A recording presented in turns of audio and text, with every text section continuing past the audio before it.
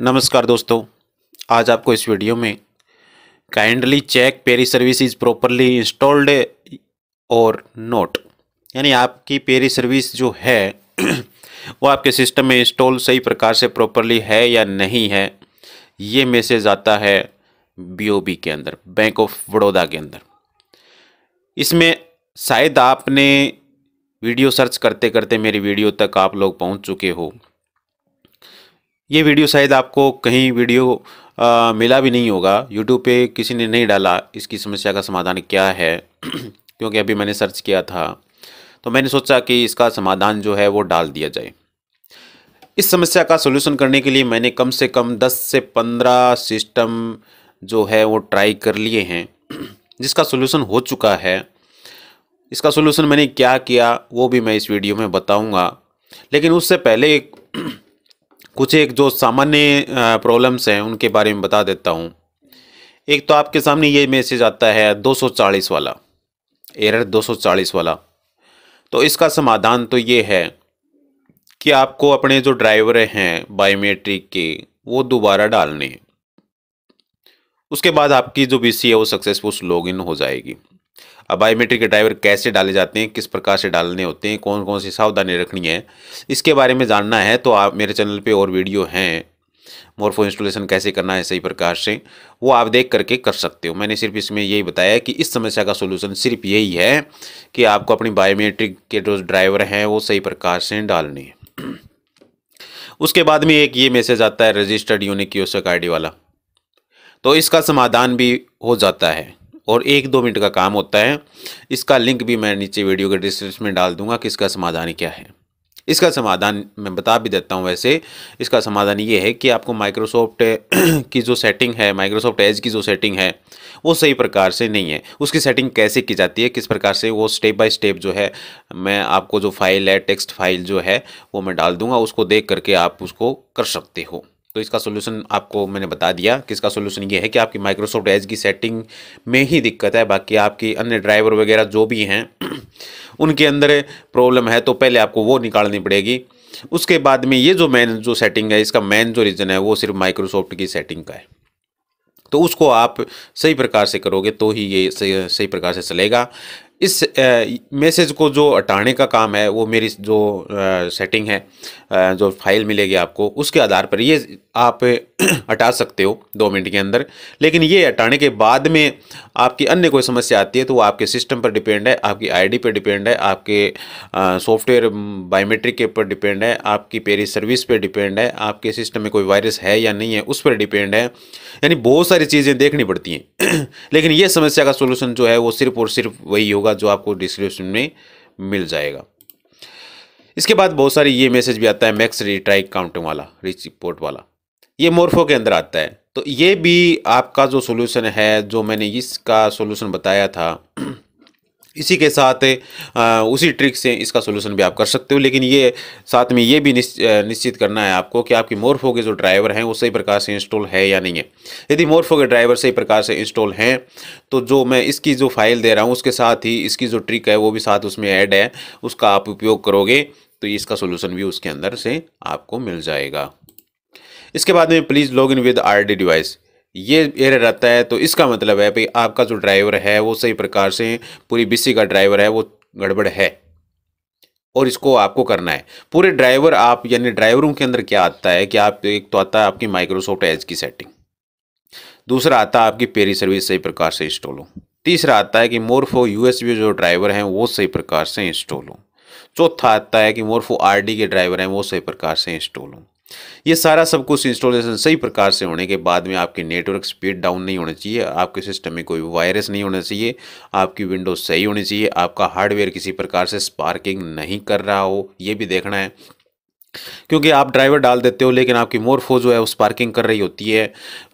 Sparking का मालूम करना होता है आपको, तो ये सबसे बेस्ट उपाय यही है कि अपने सिस्टम के आप स्पीकर लगाइए यानी स्पीकर लगा दीजिए, उसके बाद आप बायोमेट्रिक लगा दीजिए उसमें, और जैसे आप बायोमेट्रिक के हाथ लगा रहे हो, बायोमेट्रिक हिला रहे हो, वायर हिला रहे हो ना, तो स्पीकर में इस प्रकार से टुड़क टुड़क इस प्रकार की आवाज़ आती है, कभी कोई चीज़ लग रही है, कभी अपने आप स्पीकर आवाज़ करने लग जाएगा, कभी लगेगा कभी हटेगा, कभी लगेगा कभी हटेगा, यानी टुड़क टुड़क इस प्रकार की आवाज़ आती है। तो वो आवाज़ आ रही है तो इसका सीधा सा अर्थ है आपकी बायोमेट्रिक स्पार्किंग कर रही है। या तो आपकी बायोमेट्रिक के वायर में दिक्कत है या आपकी यूएसबी पोर्टों में दिक्कत है।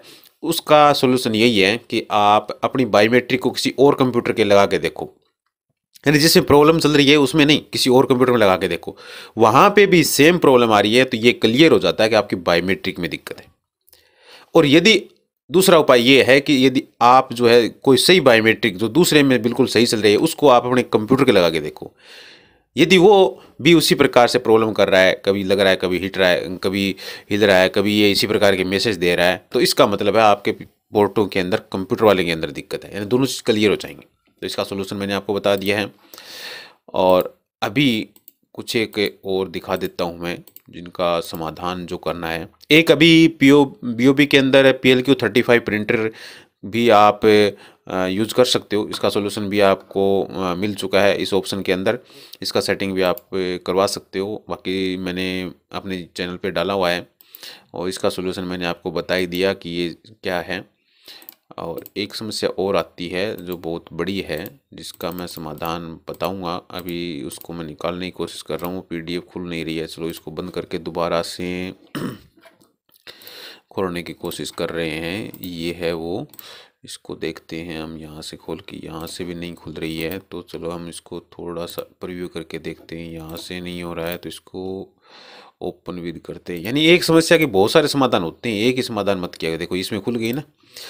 एक मैसेज ये आता है आपके सामने, दिखा देता हूँ मैं। ये unique kiosk ID generated different from that already registered, attempt log in with registered system. इसका सा हिंदी में पहले अर्थ बता देता हूँ कि पंजीकृत सिस्टम में लॉगिन करने का प्रयास करें, यानी आपने जो ID अपनी है वो पहली बार लॉगिन जिस सिस्टम में कर रखी है उसी में ही चलेगा वो, या आपके IP एड्रेस जो हैं और जिसमें आपने ID पहली बार लॉगिन की उसी में ही वो सिस्टम चलेगा। यदि आप इसका समाधान करने के लिए कोई ड्राइवर डाल रहे हैं, कभी कुछ कर रहे हैं कभी कुछ कर रहे हैं, तो कुछ भी करने की आवश्यकता नहीं है। आपको सीधा सा कॉल उठाना है, एडमिन को कॉल करना है, मोबाइल उठाना है, एडमिन को कॉल करना है, उसको बोल देना मेरा पहला सिस्टम जो है वो ख़राब हो गया और दूसरे सिस्टम में मैं चलाना चाहता हूँ। यदि आप ये कहोगे पहले भी इसमें चल रही थी अब भी इसमें चला रहा हूँ, तो इस प्रकार से आप वो 1000 सवाल वो पूछेंगे, आप 1000 उत्तर दोगे। सीधा सा उसको ये बोलना कि मेरा पहला जो सिस्टम है वो ख़राब हो गया और अब मैं दूसरे सिस्टम में लॉगिन करने की कोशिश कर रहा हूँ, ये मैसेज आ रहा है तो आप इसको मैप करिए। तो ये सिर्फ समस्या है मैपिंग की, आपको अपना जो सिस्टम है वो मैप करवाना पड़ेगा, उसके बाद आपकी ID लॉगिन हो जाएगी। उसके अलावा इसमें कोई समस्या नहीं है। आज का जो मेरा टॉपिक था सिर्फ इसी के ऊपर था कि इस समस्या का सॉल्यूशन जो है वो हो जाएगा। आपको वीडियो के डिस्क्रिप्शन में इसकी फाइल मिलेगी, उसको डाउनलोड कर लेना, उसको पढ़ लेना और उसके हिसाब से उसका सॉल्यूशन हो जाएगा। आपके लिए कुछ मेहनत कर रहे हैं तो कुछ गुरु दक्षिणा के रूप में कुछ हो भी सकता है तो उसका, लेकिन आपका समाधान इसके जो मैं बता दिया उसके अलावा आपका समाधान कुछ भी आप मत करो सही, क्योंकि आपका समाधान जो मैंने आपको बताया वही उसका समाधान है। इसके अलावा आप पे आपके खुद पर डिपेंड कर रहा है कि आप कंप्यूटर को कैसे चलाते हैं, उसके बाद डिपेंड करता है नेटवर्क पे, फिर आपके सिस्टम की विंडो की जो प्रोसेसिंग है उसके ऊपर और आपके जो हार्डवेयर है उसके ऊपर डिपेंड करता है। बहुत सारी यानी एक कोई भी बीमारी एक बीमारी होती है उसके अनेक उपाय करने पड़ते हैं तब जाके सोल्यूशन होता है। लेकिन मैं जो आपको बता रहा हूँ जिस एरर का जो जो उपाय होता है उसका फिक्स मैंने आपको इलाज बता दिया, उस एरर का वही इलाज होगा, उससे वो हल हो जाएगा। उसके अलावा कोई नया एरर आ जाता है तो उसकी अलग ट्रीटमेंट किया जाएगा।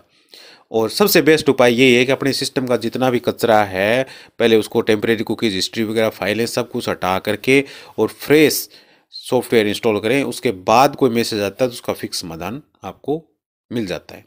सूचना अच्छी लगी तो चैनल को सब्सक्राइब कर देना, लाइक कर देना और वीडियो को ज़्यादा से ज़्यादा शेयर करना, क्योंकि आप लोग जितनी मेरे को सपोर्ट करोगे उतना ही मैं नई नई समस्याओं का समाधान जो है आपको खोज कर बताने की कोशिश करूँगा।